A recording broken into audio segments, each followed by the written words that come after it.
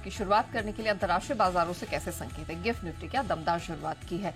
135 अंकों की मजबूती इस समय दिखाई दे रही है, 23,400 के करीब है।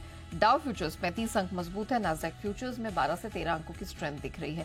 एशियन स्पेस में जापानीज मार्केट निके 165 अंक मजबूत है और स्पेस में फिलहाल तो जितने मार्केट खुले हैं सब में 1 से 2% की मजबूती दिख रही है। और कमोडिटी मार्केट में भी काफी एक्शन है। सोना, चांदी, कच्चा तेल, मेटल्स सब चढ़कर कल ट्रेड करते हुए दिखाई दिए और स्ट्रेंथ आज भी बरकरार है।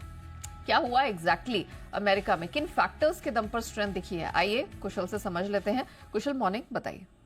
मॉर्निंग नेहा, आप देखिए कल से लेकर आज तक के बीच काफ़ी सारे इवेंट्स होते हुए दिखे हैं जिस पर हम आगे फोकस करेंगे। बट ऑफ कोर्स यहाँ पर गिफ्ट निफ्टी की जो इंडिकेशंस है वो यही बयान कर रही है कि किस तरह से यूएस बाजारों में कल के दिन में एक शानदार तेजी का अपमूव आपको आता हुआ दिखा है। एंड वो इसलिए क्योंकि जो कोर सीपीआई महंगाई दर आते हुए नजर आए हैं वो अनुमान से कम होते हुए दिख रहे हैं। तो निवेशकों के लिए ये एक काफ़ी पॉजिटिव संकेत है कि आगे आने वाले समय में जब ब्याज दरों में कटौती होती हुई दिखेगी तो उसका अंदेशा थोड़ा सा और ज्यादा बढ़ता हुआ नजर आ रहा है। हालांकि देखना होगा कि आगे चलकर और कुछ जब डेटा पॉइंट्स आएंगे तो यहां पर फेड की जब फाइनल मीटिंग होगी तो आगे चलकर वहां पर उस इकोनॉमिक डेटा पॉइंट्स को किस तरह से फैक्टर इन किया जाता है रेट कट्स के लिहाज से। लेकिन साथ साथ एक और बड़ा फैक्टर था, जैसे कि हम बता रहे थे कि बुधवार को यहां पर काफी सारे बैंक्स जो है अपने नंबर्स घोषित करने वाले हैं। गोल्डमैन सैक्स है, यहां पर आप देखिए तो 6% तक उछलता हुआ नजर आया उसके अपने नंबर्स के बाद।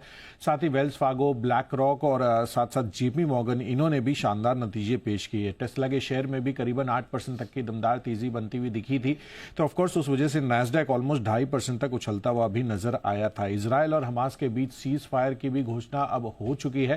तो 15 महीनों से जो लगातार ये फाइट चल रही थी वो अब फाइनली मिडिल ईस्ट में जो टेंशन है वो कम होता हुआ दिखेगा आगे चलकर। ऑफकोर्स यूरोप के बाजारों से भी काफी शानदार मजबूती थी, लेकिन अगेन कच्चा तेल एक थोड़ा सा चिंता का विषय वापस से बनता हुआ दिख रहा है। अब आप देखिए $82 के पार कच्चा तेल होता हुआ दिखा है। तो ऑफकोर्स इस वजह से थोड़ा सेंटीमेंट नेगेटिव है, लेकिन लार्जली जिस तरह से यूएस मार्केट्स में कल के दिन में अच्छी तेजी बनती हुई नजर आई, अक्रॉस द ग्लोब आपको उसका इंपैक्ट देखने को मिल रहा है। बिल्कुल, एक जबरदस्त कमबैक वाले मोड में दिखाई तो दिया है मार्केट। Thank you Kusal.